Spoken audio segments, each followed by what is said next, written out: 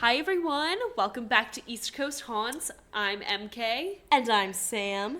And we are back with part 2 of the Westfield, New Jersey episode.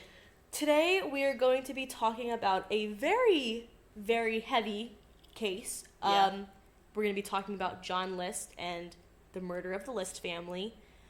And it's a very heavy, very rough story. That's an understatement. So before we get into it, we just want to start off on a lighter note. Yeah. The air is getting chillier. The leaves are starting to turn. They're starting to crunch. They're starting to crunch under the feet. And this is personally my favorite season. Is it yours? I love when it starts to go from like late summer, early fall. Yes. Yes, ideal. This is the best time of the year. So we just I wanted agree. to talk about fall for a second. And Mary Kate, what is your favorite part of fall? I don't know. It used to be... Loaded question, I know. I know. Well, I always used to when I was a kid, I used to dread fall because I didn't want to go back to school. Okay, fair. But now it's just, I mean, not to be super, super basic, but It's I okay to be love basic. fall outfits. Yes, yeah, the I'm fashion. so excited It's for so some much- plaid to come back in. It's so much easier to be stylish in the fall than in any other season. I think. absolutely agree. My outfits pop off the most in the fall. I The black agree booties. with you. The black boots. I know. The plaid. Oh, the plaid, the The scarves.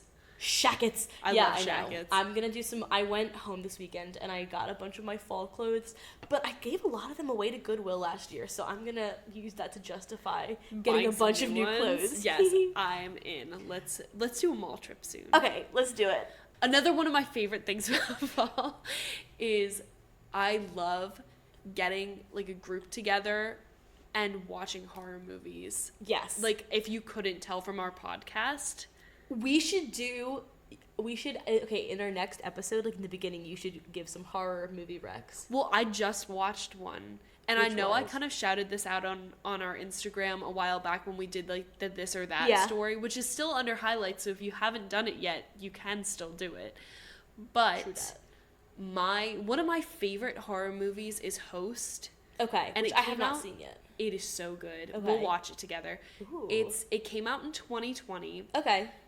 So it's like a pandemic horror movie, and it's about this group of friends that tries to do a seance over Zoom. Oh right, you did tell me about this. And it is crazy scary. But the Oh my interesting thing about it is that it's like you're on the Zoom Okay. call with them, so you can see everyone, like they're doing different face filters and backgrounds. Okay. And it's like you're on a Zoom with So them. it was like all filmed on Zoom. And it's like 59 minutes, which is the exact time that the Zoom free call, that's Ends. how long it can be. It's like 59 minutes. That's genius. It is, Unless they just did it because they didn't want to Really? pay for the full. no, it's really well directed and like scary as hell. And what's it called?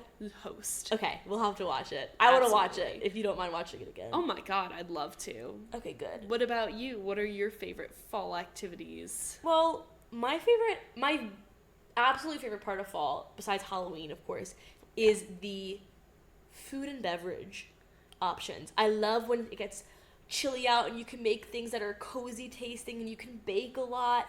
And I love, speaking of basic, I was just about to yeah, ask you. listen, pumpkin spice, the flavor of pumpkin spice, like, I don't care if it's basic. I think it is so delicious. It is so good. It's so good. And it's like, I don't care if anybody makes fun of me. I love pumpkin spice. Well, speaking of pumpkin spice, we both have our like fall flavored tea right now. Yes. We have our fall flavored candle burning. We've got 2 fall flavored candles burning, actually. Oh my gosh, yes. So my friend came to visit us this past weekend and she brought us like this mystic candle, which I just have to say is like the perfect vibe. It's like sage. for our podcast Yeah. and for going into this fall season. So we have and that one going and our vanilla chai. which I got from Michael's for like $4.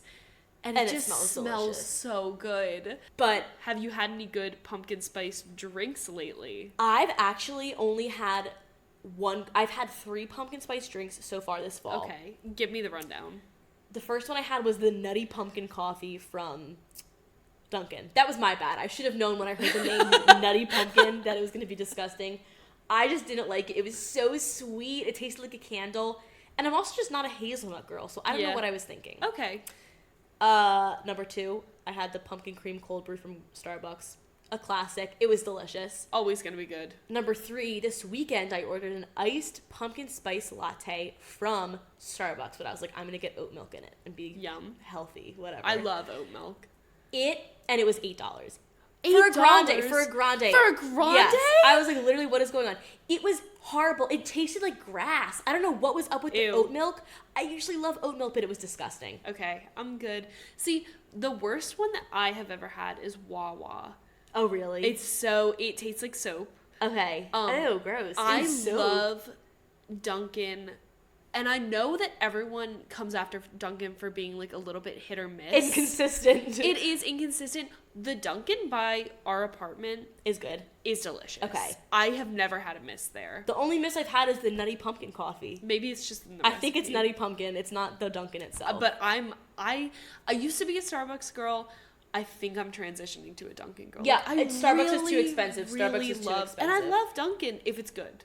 If you know what to order, Dunkin' is great. I agree. So I'm just gonna have to stick to Dunkin', I think. Okay. And get an iced latte. Their iced lattes are always better. They're always good. Yeah. So I don't know. I'm really excited. I'm sure we'll have many more seasonal lattes by the next time we are on the podcast again. So we'll update you guys. Absolutely. And before we get into the really heavy stuff, when we get a little bit deeper into fall, another one of my favorite parts of fall is haunted houses. Oh.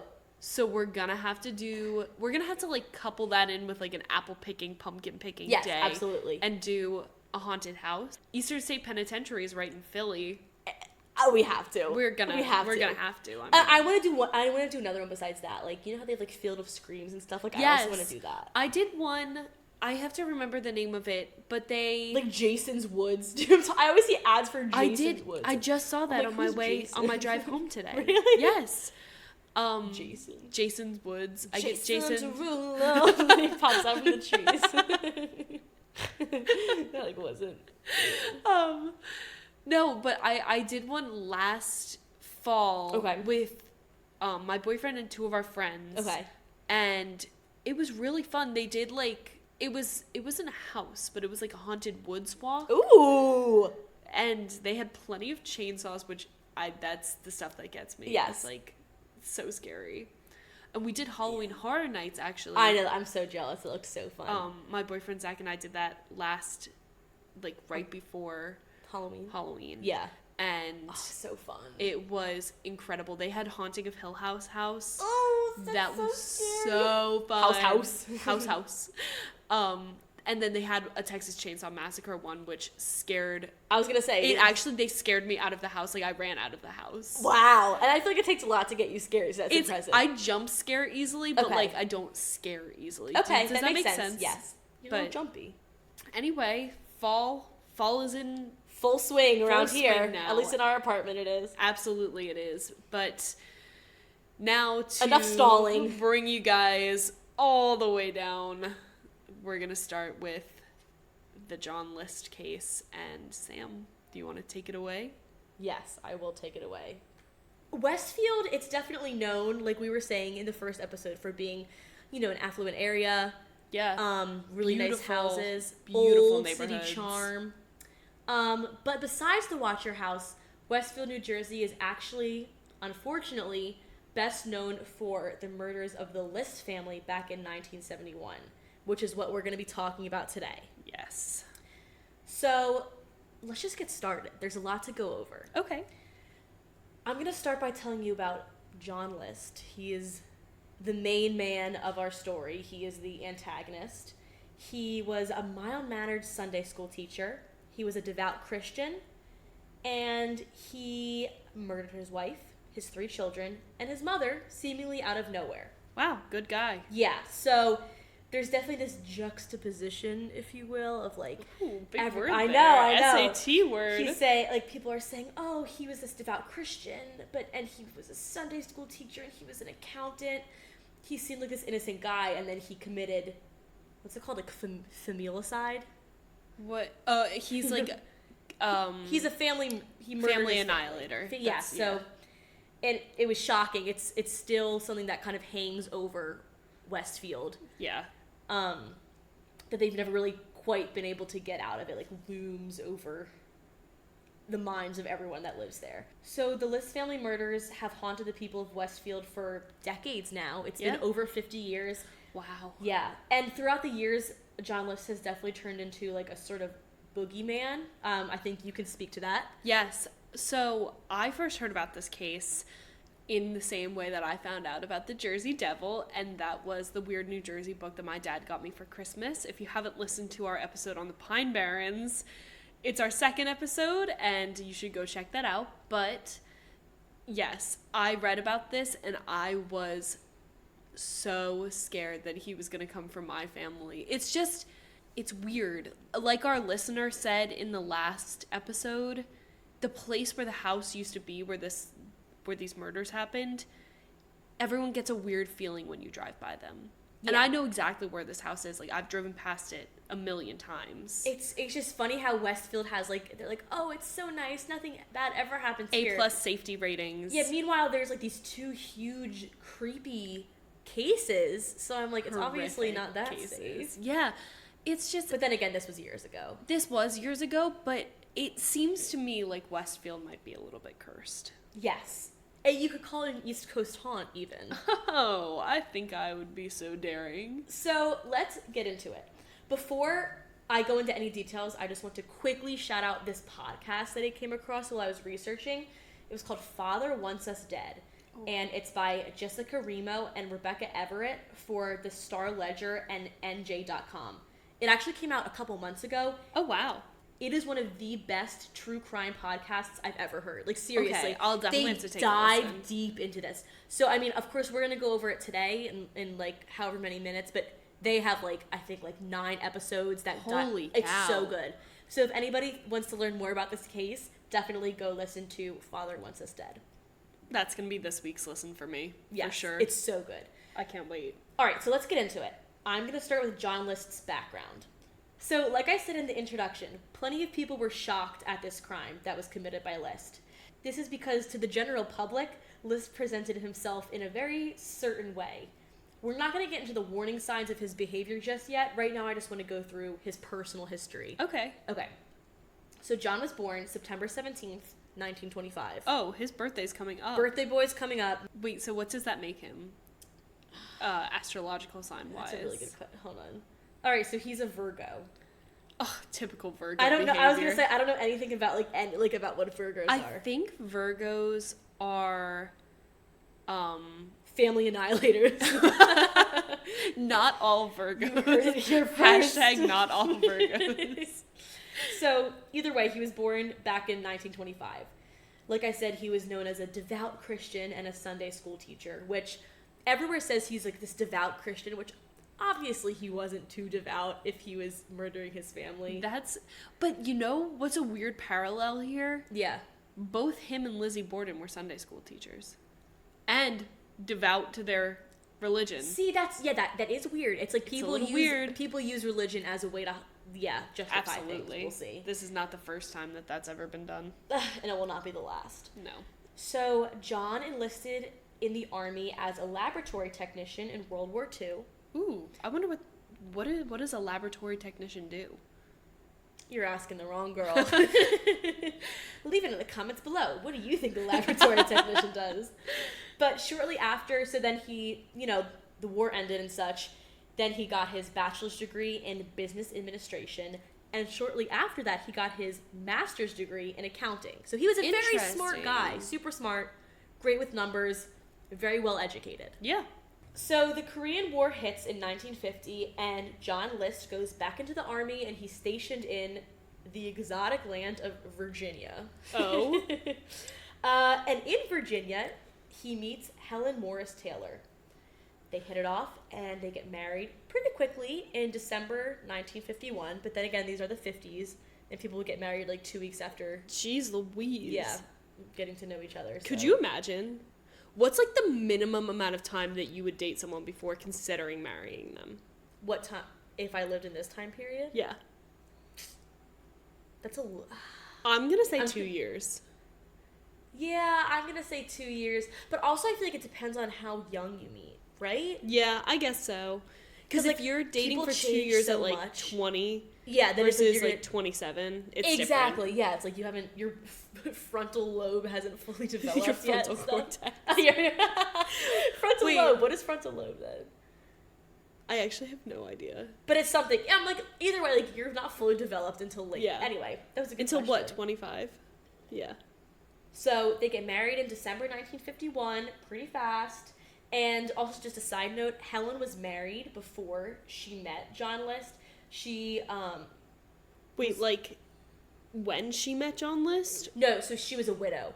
Her husband died in the Korean War, and she had a daughter from that previous marriage named Brenda, who really isn't really in this story that much. Okay. Because she was obviously older than the rest of the kids. Gotcha. So Helen, Brenda, and John pack up and they move to California. After completing his time in the army again, he gets a job for a paper company in Michigan, so they move out to Michigan. It's giving Dunder Mifflin. Yes, right? Yeah, paper company.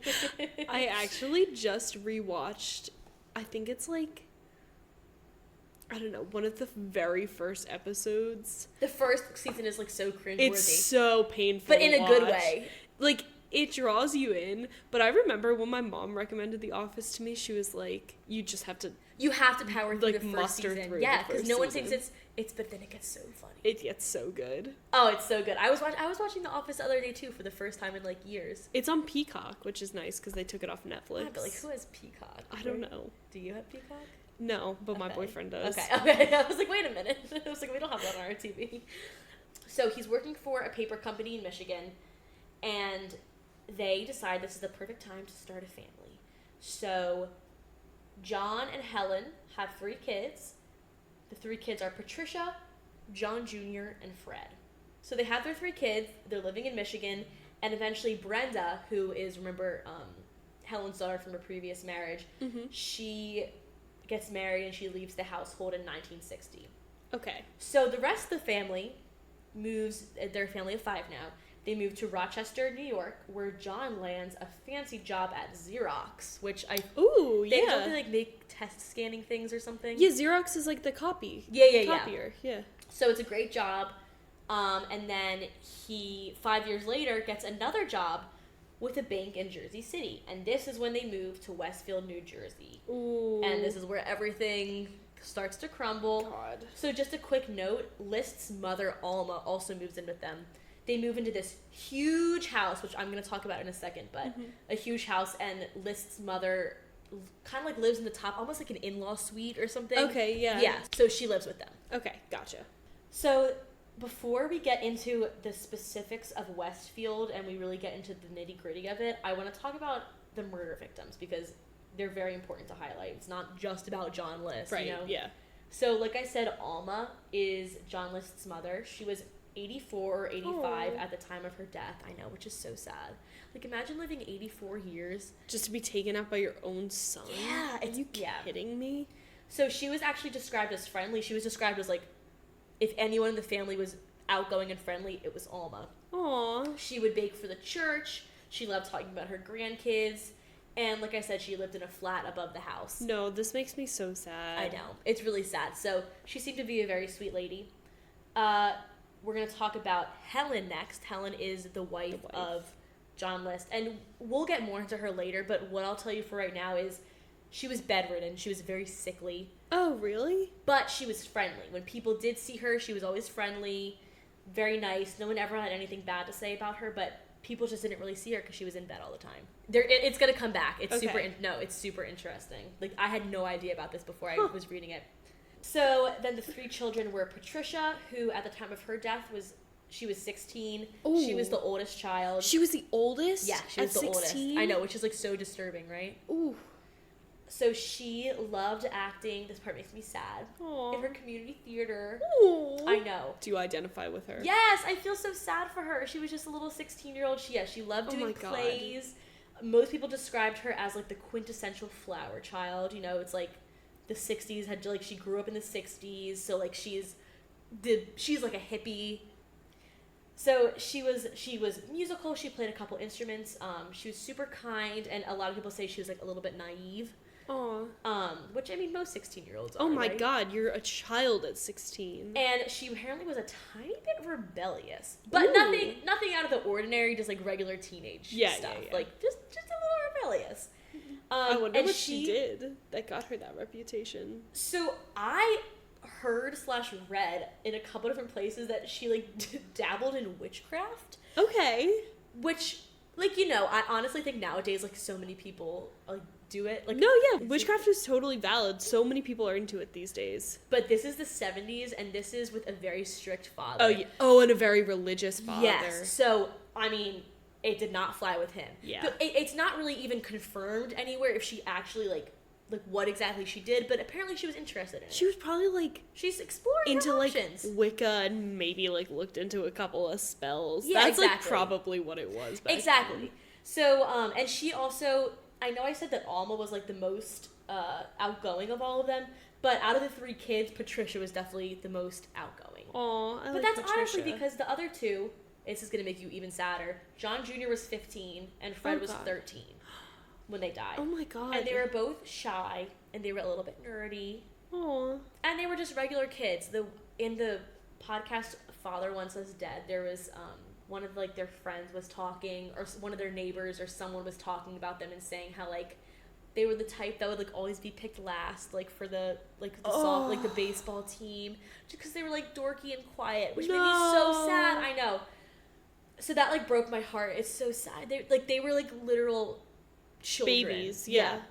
Which makes everything, like, when you actually hear the specifics of the victims, it's like getting killed by the person that is like supposed to be protecting them. I was just about to say that's the most horrific part about this entire case. Like, it would have obviously been tragic if it had been an outsider that had done this to them. Growing up with your father and knowing that he's the person that's supposed to protect you and love you without fail. Unconditionally, yeah. Unconditionally. That's... I can't even imagine. Yeah. This is like a rough... This one isn't even like spooky. It's just like rough. Like, It's just... Ugh. So, anyway, we're going to continue on, and we're going to talk about Westfield. So now they all live in Westfield, right? Mm-hmm. The 5 immediate family members and the grandmother. Gotcha. So they move into a mansion. Like it has 19 rooms. Holy... It has a ballroom. It's huge. They call it Oh my God. Breeze Knoll, which I thought it was, when I was listening to the podcast, I thought it was B-R-I-E, like Bree, like her Knoll, but it's Breeze, B-R-E-E-Z-E. So I was like, okay, so they move it, but I have it written here literally as like Brie, like the cheese. So I guess we know where my head's at. Brie is so good, though. I know Brie is good. I also love that as a name. Yeah, me too. So I'm going to try not to let it ruin that name for me. So Yeah, they move into Breeze Knoll, a beautiful mansion in a beautiful neighborhood, and like I was kind of alluding to before, if you lived in Westfield back then, or if you live there now, you've made it. You're doing all right for yourself. You're living the American dream. Yeah. So everyone there, pretty much everyone there, was very wealthy. It was a very picturesque area, and it was very safe. Where in the suburbs, it's super safe. There's no crime here, you know? Right, yeah. So things seem to be going super well from the outside. Like, it was a happy family. John List had a great job. He had a gorgeous mansion. But as life goes on, the cracks are starting to form in this facade. And for those who interacted with him, or even like knew him really at all, like his coworkers or his neighbors, they described John List as aloof. They said he had little to no friends, and he lacked social skills. What is aloof? Aloof is like... The opposite of friendly. Like sort of like... so like just kind of in their own little world? Yes, and also like a little bit, like maybe like he thinks he's better than other people, like aloof, like just not friendly, not wanting to interact with people because he's like better a little than everyone. bit snooty? Yes, Okay, exactly. interesting. That's what I think, that hopefully no one's going to be like, that's not the definition, but oh, that's how I see it. So these cracks start to form, and this leads us to the shocking crime that put Westfield on the map for all the wrong reasons. Yeah. So we're going to get into the crime now. It's very rough, so just a quick warning. It's horrible, but Yeah. It's November 9th, 1971, and John List kills his entire family. There's no other way to say it. So the family was shot one by one very methodically. So first... So this was definitely pre-planned. Yes. Yeah. Definitely pre-planned. So the first person to be killed was Helen, his wife. Okay. So John List drops his kids off at school. Then he goes back home. And then he goes into the kitchen. He sees Helen drinking her morning coffee like she always does. And she hasn't turned her back or anything. And he shoots her. So she didn't even, like, see... Allegedly. I mean, there are some questions. He says...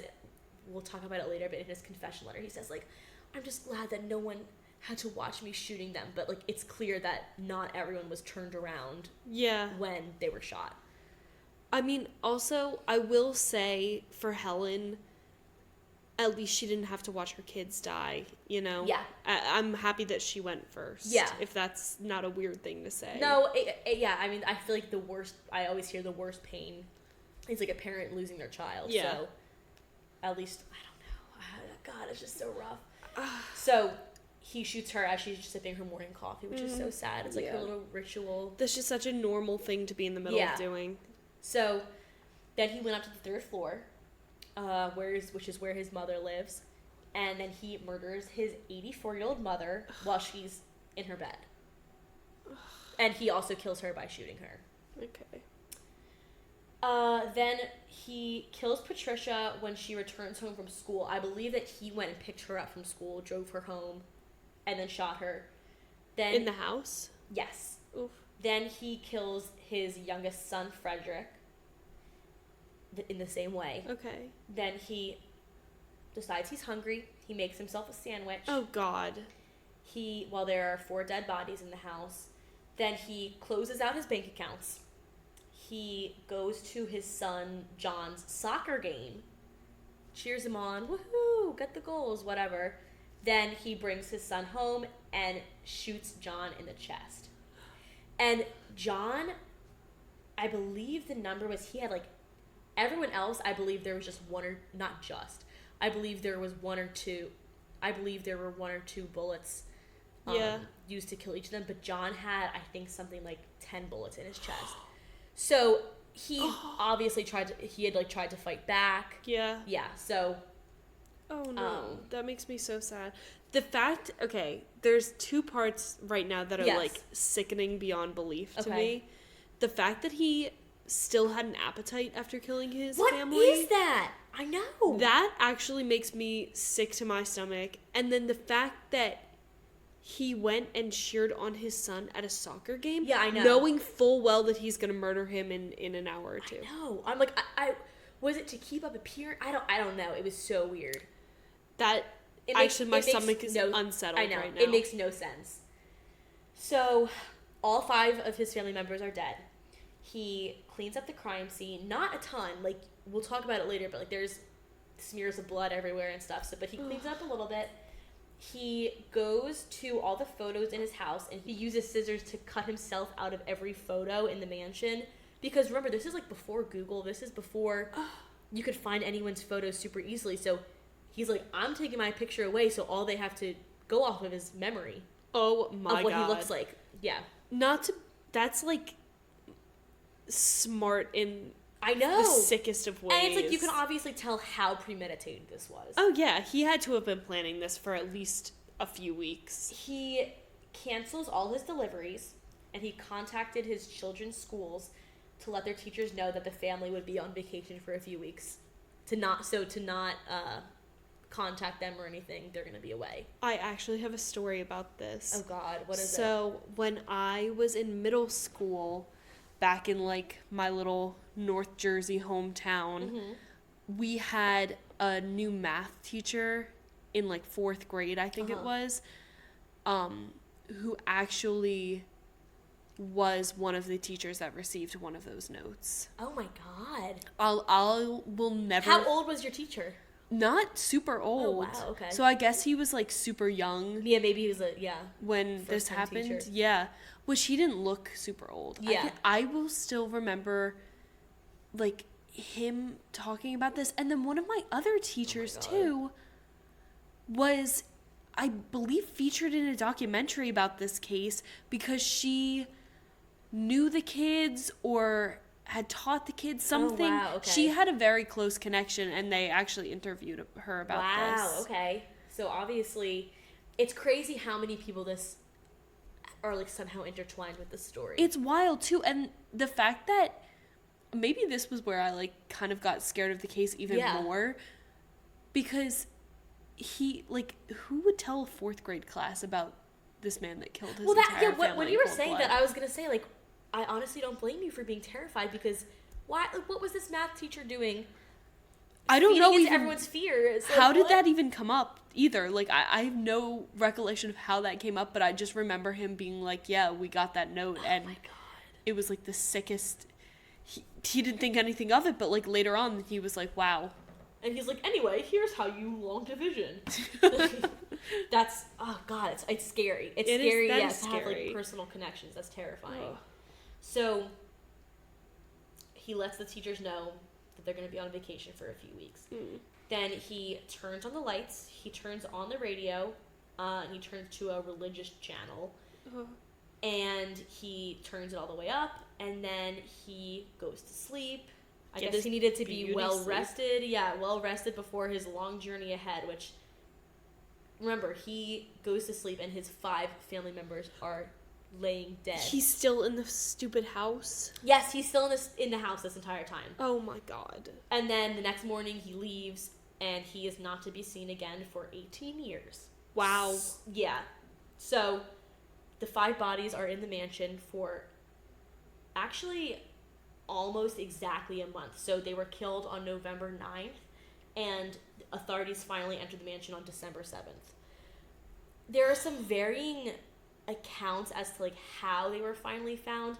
I read one source about how Patricia had like a friend who was like a 20-year-old man, which I'm like, what is this 20-year-old man hanging out with a 16-year-old? That might be part of the rebellious. Yeah, right? Yeah. So, but I read that he actually like broke into the mansion and saw their bodies, and then, you know, wanted to tell the police, but he felt like he couldn't because then he'd be the main suspect. And then I also heard that people just, like, neighbors were concerned and like asked for a wellness check. But whatever the case was, finally police go in and they discover the bodies. A specific reason that they were getting concerned apparently was because the lights were constantly on in the house and yet no one was home. So, like, you know, they thought even if they're supposed to be away on this vacation, it's weird that the lights are on 24/7. Right. So, eventually the police are called and they discover the bodies. Wait, actually, not to cut you off. No. But I feel like I remember hearing something about how one of the neighbors had noticed that lights were on at all times of the day or night, and then the light bulbs started burning out and no one replaced them. Oh. Yeah, that probably is correct.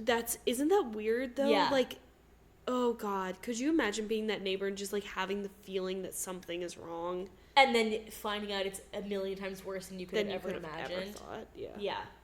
So finally the police come, and when they walk into Breeze Knoll, they see a sight that horrified even the most hardened police detectives. I'm sure, yeah.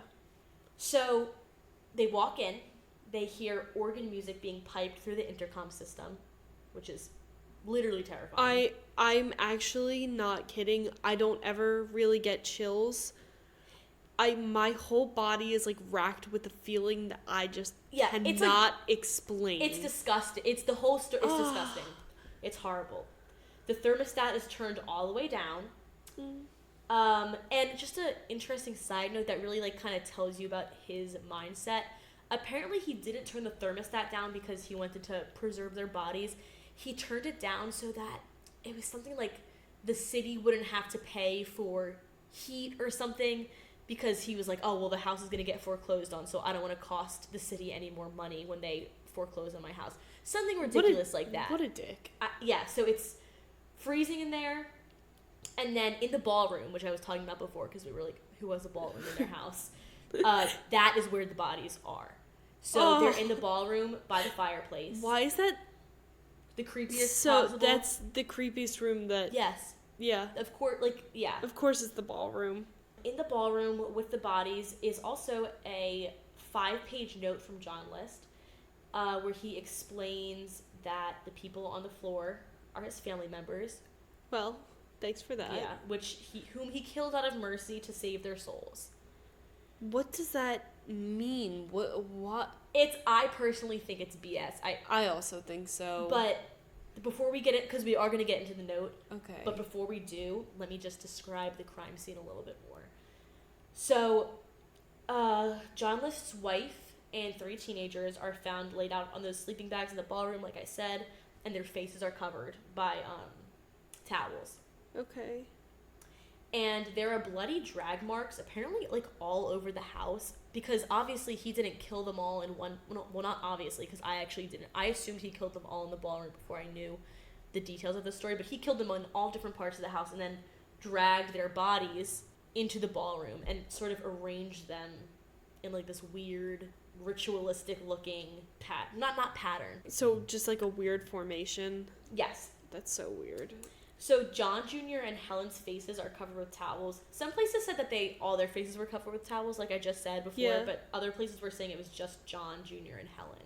Weird. And all of them were still dressed in their winter coat and shoes. Like I said, the eldest son, John, had been shot 10 times. So obviously there was some sort of struggle. Yeah. And so the 4 bodies are down there. You might be wondering where Alma is. She's upstairs dead. And John's reason for not putting her in there was because she was too heavy to carry. That doesn't... Not that anything about this case sits right with me. Yeah, but, like... Really? I know. Fuck you. That's the situation with the crime scene. The note that was left behind, John addresses it to his pastor. And which is just, like, so ironic. Like, stop trying to even pretend. Oh. I know. He tells the pastor that he murdered his family so that they could go to heaven. He also apologizes to his reverend, who is named Eugene A. Raywinkle. And he apologizes for adding to the reverend's workload. Because he's like, I know you're already busy. Sorry to add more issues onto your plate. This guy is so weird. And when we go into, like, the warning signs, like, you're gonna die, he's so weird. Oh, my God. He's, like, beyond weird. I don't even know how to describe him. He's indescribable. You know what? He's, like, kind of giving me BTK vibes. Like, a little bit. Yes, he is. Because he's so into himself and, like... It's just there has to be some, like, narcissism. Like you were saying, he's so aloof because thinks he's better than everyone else, and the world revolves around him. Like, fuck you for apologizing to your pastor for giving him more work. Sorry, there's some more work then maybe don't murder your family.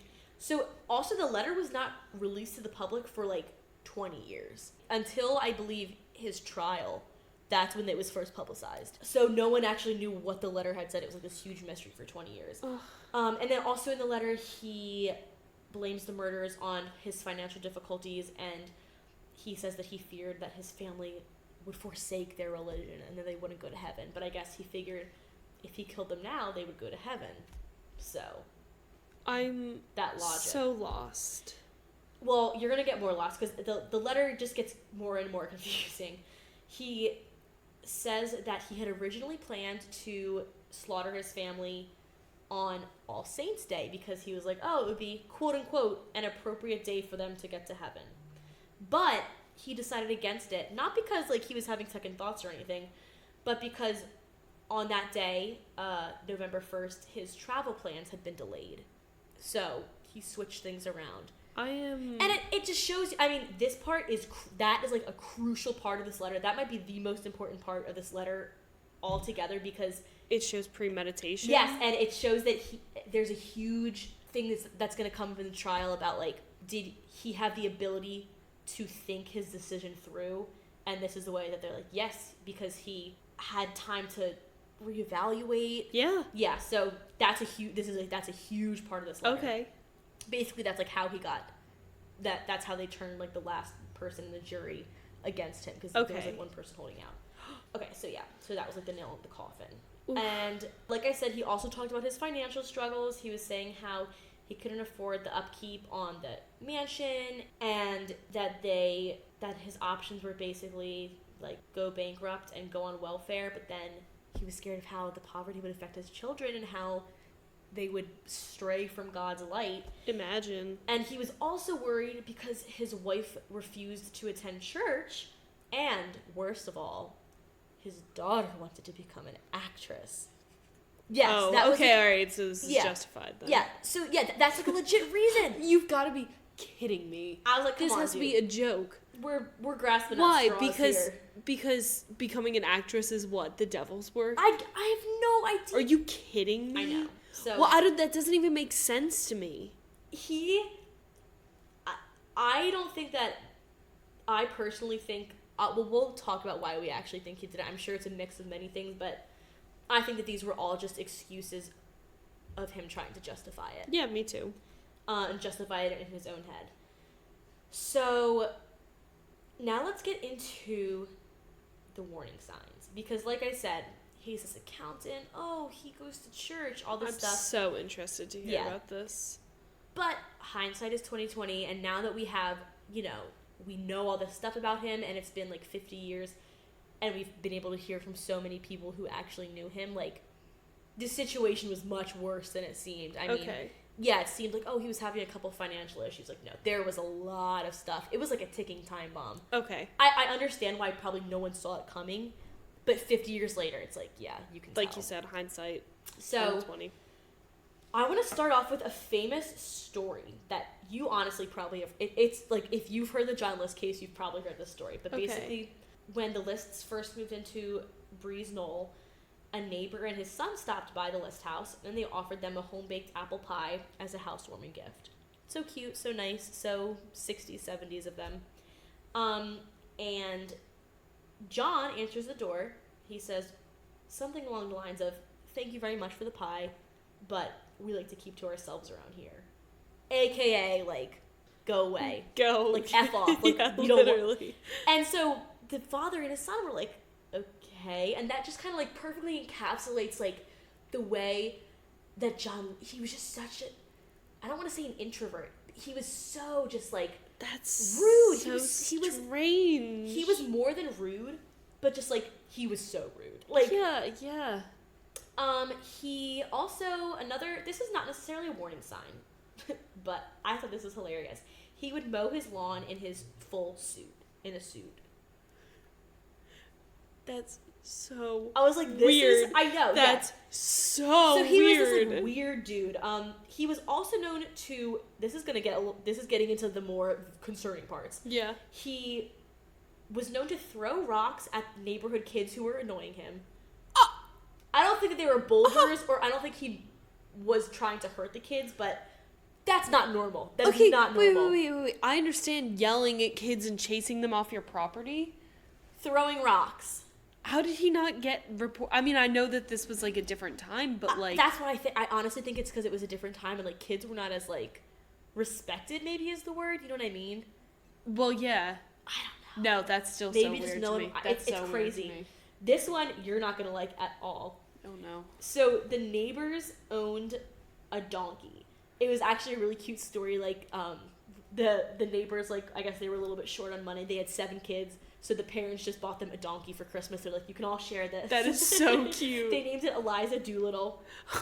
Like from oh my god. From My Fair Lady. Yeah. God, I should know that. Yeah, from My Fair Lady. Eliza Doolittle, the donkey. Isn't that so funny? So the way that when you said that, my first thought was not My Fair Lady. It was Dr. Doolittle. That's what I was thinking too. Yeah. Yeah. Okay. Yeah. So obviously, I guess it was a common name back then. Doolittle. So. They loved her. It's like their family pet. It's like part of the family. But someone didn't like her. Obviously, John didn't like her because he doesn't like anything fun. When Eliza would escape and go on the List's lawn, he would throw rocks at the freaking donkey.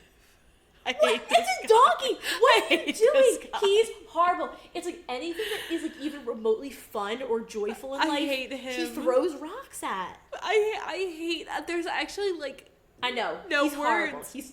He like repulses me. I despise him. I don't know He's why disgusting. I'm laughing because I'm like actually so horrified. I know, right but I now. guess like I'll just pick. But Eliza Doolittle was fine. Like she was okay, fine. good. I was so concerned for Eliza Doolittle. So yeah, he's a nightmare neighbor, a neighbor from hell. So another thing, I'm not saying this is necessarily like something that like a contributing factor, but I did want to include this. His parents were second cousins. And second, I mean, I know times were different, but no, that's a know. no from me, dog. So his parents are second cousins. The environment that he grew up in, I feel like a lot of famous serial killers, like, they always have, like, this tragic backstory of, like, abuse nature versus nurture. He didn't really have a bad childhood at all. He came from, like, a rigid, very prideful family where no one showed emotion or weakness or asked for help. So, that's not ideal, but I think... But that's during pretty the time, typical. Yeah, right? 40s and time. 50s, yeah. His dad didn't give him a ton of attention, so his mom, Alma, who he ends up killing, as we know, overcompensated, and I think she smothered him a little bit. But I mean, come on. You can't blame Alma for this. I know, yeah. She was just doing her best. There are a lot of moms that smother their children. They don't go on to kill their entire family. So I think it's, easy to say that it was obviously nature, not nurture, right? Mm-hmm. And he was very sheltered. For example, when he joined the army, he was offended by his fellow soldiers' salty language. Like, when they would use inappropriate words, he would be like, oh, dear heaven. Like, he was very, like, everything I hear about this guy, he gets worse and worse and worse. He does. He's so cringe. He is cringe. He's so, everything about him. So, typical accountant. What can I say? That kind of sums it up. I'm just kidding. I love accountants. So another warning sign was that John and Helen, their relationship was not great. Like I said, they got married after not even being together for a year, I believe. So John was very rigid in his beliefs. He believed that people should wait and be abstinent until they're married. However, despite that, Helen came to him pretty soon after they had started dating and said that she was pregnant. So sounds like John isn't practicing what he's preaching. Mm-hmm. And it seems to be an ongoing theme in his life. So he says, okay, let's get married. He wants to make an honest woman out of her, etc. He wants to raise his baby as a Lutheran. So they get everything ready for the wedding. And then before the wedding, not too far before the wedding, Helen says, actually, she isn't pregnant. And it's not really clear if this was a miscarriage or if she had just made it up. We don't really know. Maybe it was like a hysterical pregnancy. What is that? That's when you want a baby so badly that your body convinces you that you're pregnant. Have you ever seen Glee? I know that someone thinks they're pregnant. The main teacher's wife fakes that she's Like pregnant. Will Schuester? It starts off as a hysterical pregnancy, that she keeps it going. Oh no, I haven't. It's so messed up, that storyline. So this could, whatever this is, we don't know if she was actually pregnant, if she wasn't, or what. Okay. But she goes to him before the wedding. She says, "Hey, I'm actually not pregnant." And then, of course, John lists in his memoir, because, of course, he wrote a memoir. No way. Because he's a narcissist. No, I can't stand him. He says that she basically tricked him into marrying her. And he kind of insinuates that everything that occurs after they got married, is her own fault, because she tricked him into marrying her. I am disgusted. Continue. So another element of Helen and John's marriage that caused a lot of tension was, like I said, Helen had a husband before John, and his name was Marvin. He was killed in Korea. Oh, Marvin. And she loved him. She thought he was, the best thing since sliced bread. It seems like she never really got over him. A lot of people close to the family said, she never really fully got over his death. That makes me sad. Yeah. This part is a little weird, though. She kept a photo of Marvin in the bedroom, with her husband. I mean, yeah, see, I can kind of see both sides here, because I can see where she would want a picture of him to keep around, but I can also see where John may have taken offense to that. Yeah. Well, also, this might sway you a little more.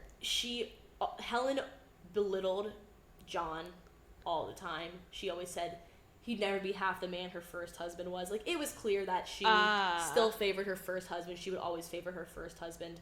Not an excuse to murder someone, but obviously this was going on in the background. Yeah, it's just adding to the pressure cooker. So this is, I think, one of the biggest two things, the last two kind of elements that I think added to the murders, two of the contributing factors, I should say. One is that John found out shortly before killing his family. So, you know how Helen was sickly? Yeah. And, like, bedridden? He found out before shortly before killing them, that Helen had syphilis, which she contracted from her first husband. Oh. And she had hidden the disease for years from doctors and from her family. No one else in the family got syphilis because apparently it's not contagious until, like, way later. So, like, when she had her kids, she didn't pass it on to her kids, and she didn't pass it on to John. But she had kept it a secret, and that's why she was so that's sick. Not cool. And it's really sad because I'm sure there's a cure for syphilis, right? Yeah. In this day and age, I think even yeah. back then there probably was, but she didn't tell anyone. So that, like, I mean, obviously she ended up getting murdered, but she was not doing well towards the end with the syphilis. Yeah. So you can see where that would be a huge shock and, like, a feeling, especially for this devout Christian man. Oh, yeah. His wife has a venereal disease, like, yeah. And then the final contributing factor, which I honestly think is the biggest one, is, okay, so let's think back to a little bit ago where I was talking about all the different jobs he had and how they kept moving around, right? You're like, right. Oh, like, he's very successful, he's working at Xerox, he's businessman, accounting and stuff. The reason that he was switching jobs so often, it's not because he was, like, getting raises and stuff. He could not hold down a job. He was getting fired, like, constantly. Doesn't surprise me. It doesn't, If no one likes you in the office, then it's only a matter of time. None of his coworkers liked him. He couldn't apparently keep up with, like, the pace of work, and so he would get fired. And this last job, which was in New Jersey somewhere, right? Like, when they lived in Westfield. Jersey City, right? Yeah, in Jersey City. He had lost that job after they had moved into Knoll. He didn't want to tell anyone, so rather than, like, you know, going to find another job or even, like, working some other job, even if he thought it was, like, beneath him, instead of doing that... Well, he's not going to do that. No. So instead, he puts on his suit every morning, says bye to everyone, he goes to the train station, you know, as if to board the train. Right. And then sits at the train station all day and reads the paper, just kind of hangs out. So instead of going to find another job and trying to, you know, get himself out of this rut, he just sits there and does nothing. He's so pathetic. So yeah, it's like, I'm like, how can you even feel bad for him? Like, he's not even putting in any effort to, like, better himself. Doing that is one thing, but then, like, using financial hardships that could have been very easily solved to kill your family? Yes. Come on, man. And I think this is I personally think this is the main reason why he killed them. I don't think it was because of religion, because he cared about their souls. I don't think it was because he was scared that they were, like, not going to church and becoming actresses and stuff. I think it was because he found himself in this, like, place where he was like, okay, I'm, like, middle-aged, he has no job, he can't afford his house, his family's falling apart, he's like, I'm gonna start over. I honestly think he wanted to start over. I think you're completely right. And this was his way, this was the only way in his, like, rigid, tiny mind that he could possibly fathom being able to start over. Because he thought to himself, like, I can't leave them. Yeah, wipe the slate clean. Yeah, literally wipe the slate clean. I really do think that's why he did it. Ew. And I think that all the other reasons are just him trying to come up with reasons that will sound less bad. I'm appalled. Yeah. So the bodies are found. You know, this is a huge story for years and years and years, almost 2 decades. And then in May 1989, there's a new television program called America's Most Wanted. I love that show. So you're going to love it a lot more after you hear this. So the detectives working on the case finally convince the producers of America's Most Wanted to do a segment on John List. Okay. Even though they think, you know, there's no leads, this has been a complete cold case. They have no idea where he is, and they haven't known for 18 what, now, years. 18 years? He could be dead. They were pretty sure he was in a different country. Oh, wow. But they just decide, okay, we're gonna feature it, we're gonna tell the story. They feature an age-progressed clay bust, which was sculpted by a forensic artist named Frank Bender. So they have, like, one or two like old reference pictures of List, because remember he cut himself out of all those pictures. Oh yeah. But they do have a couple pictures of him, and they're like, okay, well, this is 20 years later. What will he look like as, a man 20 years older than this photo?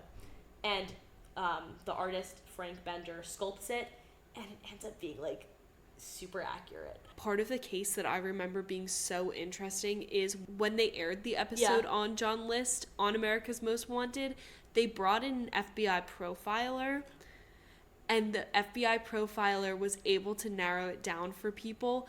They predicted that he would be working in an accounting job. Check.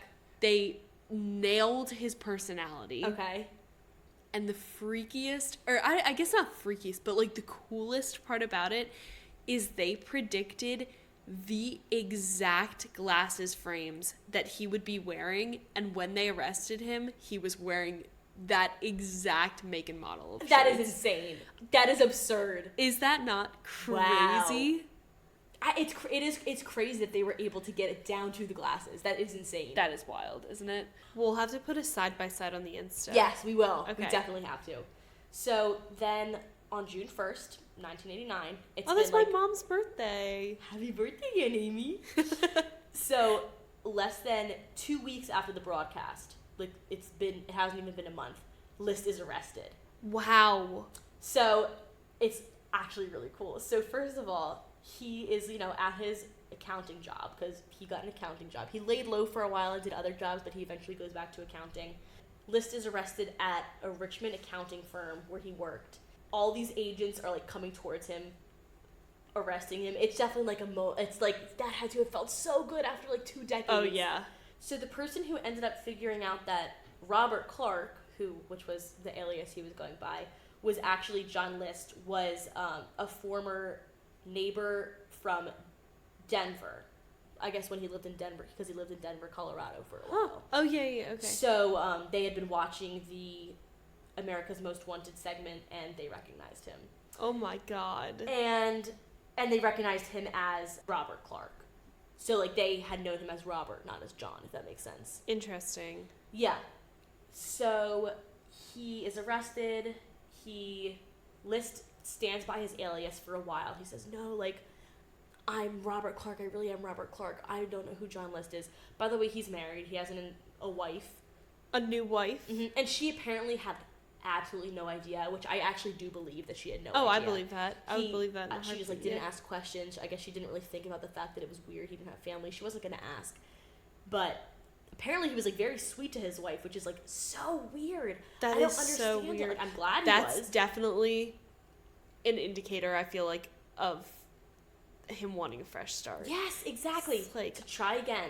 He had that toxic relationship with his other wife, and he was like, I need to start over. Yeah. Find someone else. Let's find a good relationship now.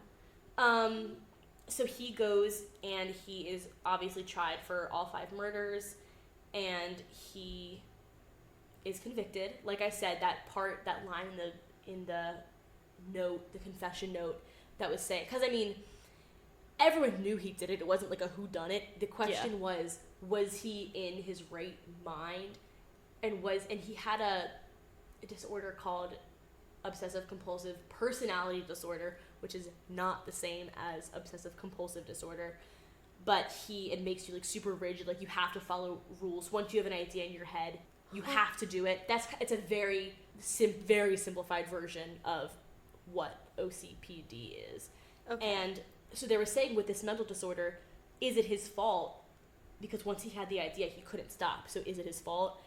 And that line in the note that was saying, oh, I was going to do it on this day, but then my travel plans changed, so I did it on this day. They were saying, obviously, he was able to switch plans around. Yeah. Because if his travel plans changed, he could have easily said, I'm actually not going to do this, but he chose to do it. So that was what ended up flipping the case, and he luckily got 5 consecutive life sentences. And he then died in jail in like 2008. But I'm glad he's gone. Westfield will like never be, I don't think it'll ever be like the picturesque town ever again. Absolutely not. I mean, the Watcher House is one thing because it is super spooky. That's something that will keep me up at night.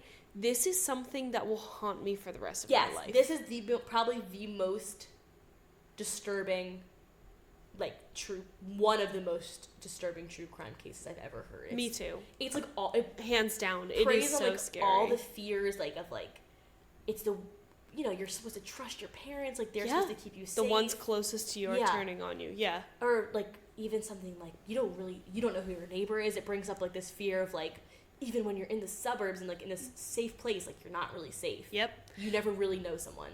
That is why when people mention that Westfield has such a weird vibe to it, it is not inconceivable at all that some energy of this John List murder is still kind of, like, hanging over Westfield. Absolutely. I think that this place, while maybe it doesn't have, like, ghosty tourist attractions, you're not going to find a ghost tour there. It's haunted in a way that, like you said, like, you'll be haunted by this for the rest of your life. It, like, runs through this town. It sticks with you, and, like, once you hear it, you'll never forget it. No. And there are details of this case that I remember reading about when I was, like, 8 years old. It's terrifying. Like, this is the most, in a way, like, I think Westfield is the most haunted place that we've covered so far. I agree, because you're not going to find, like, spectral apparitions. Yeah. But the energy is just... It's just bad energy there. Like, I think I would rather visit I think I'd rather, like, stay in the Pine Barrens at night.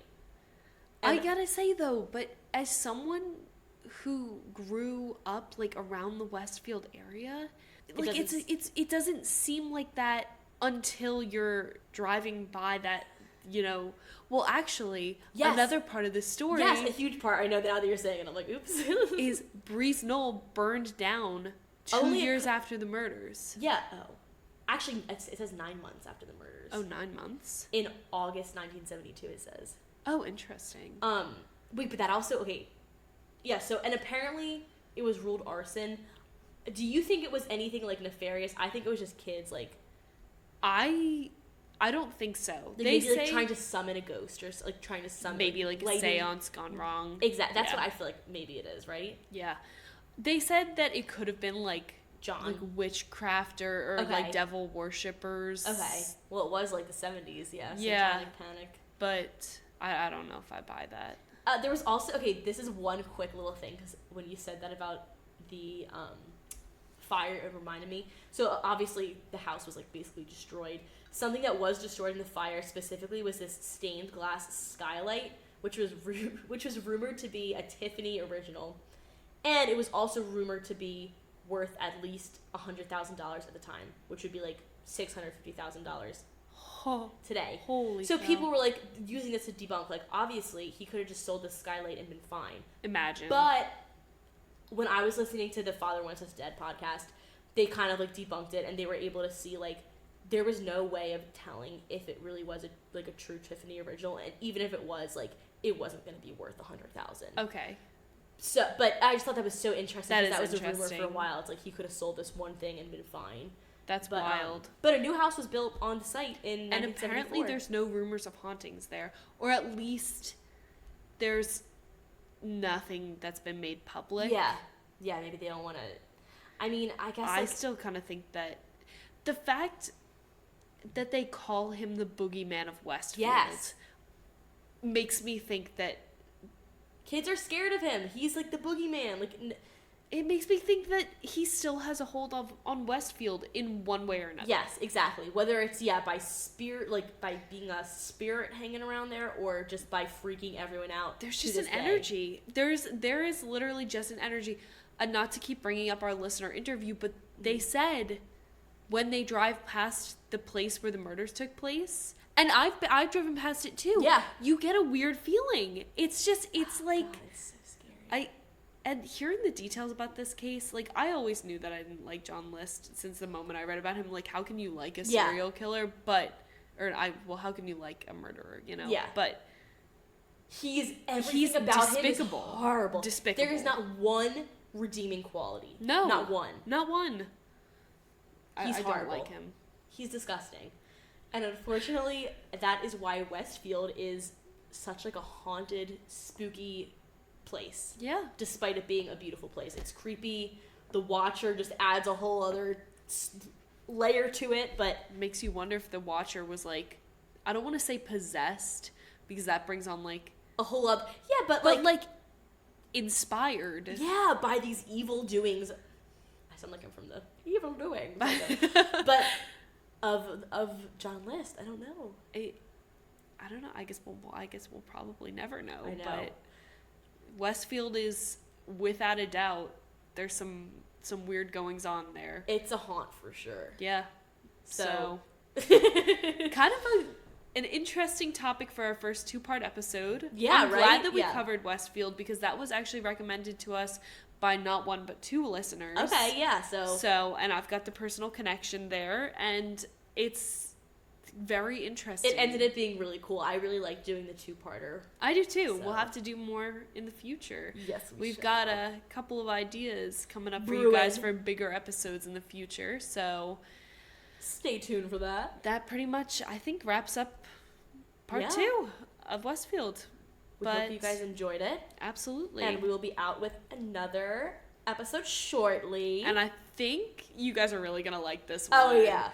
This is something that has interested me for a really long time, and it's some place that you definitely would not think of being haunted, and you've definitely heard of it. Yes. I mean, think that's no more hints. Yeah, no, that's good. That's all you're going to get. That's good for now, but it'll be dropping later on this week, so you don't have to wait too long. Yay! But until next time, keep following our Instagram. Keep leaving us reviews on Apple Podcasts and wherever you guys listen. Any reviews that you can leave are super, super helpful. Even if they're negative. Yeah, we want to know what we're doing right and what we're doing wrong. So if you have any suggestions, we also have a form that you can fill out on the bottom of our website, which you can find in our Instagram bio. Everything is in our Instagram bio. Yep. When in doubt, check the Instagram bio. When in doubt, check the Instagram bio, check our website.